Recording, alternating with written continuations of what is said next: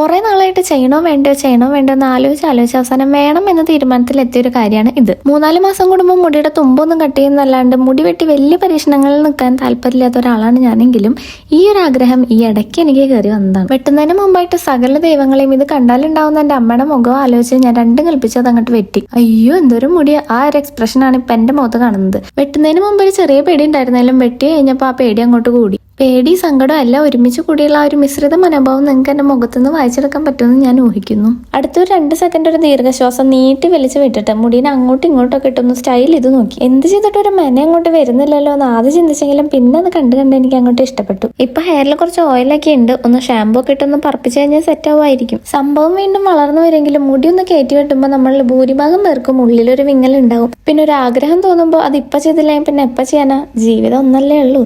അതുകൊണ്ട് തന്നെ ഇത് കാണുന്ന എന്റെ പ്രിയപ്പെട്ട മാതാശ്രീ എന്നോട് ക്ഷമിക്കണം. അപ്പൊ ശരി ഗൈസ്, ബൈ.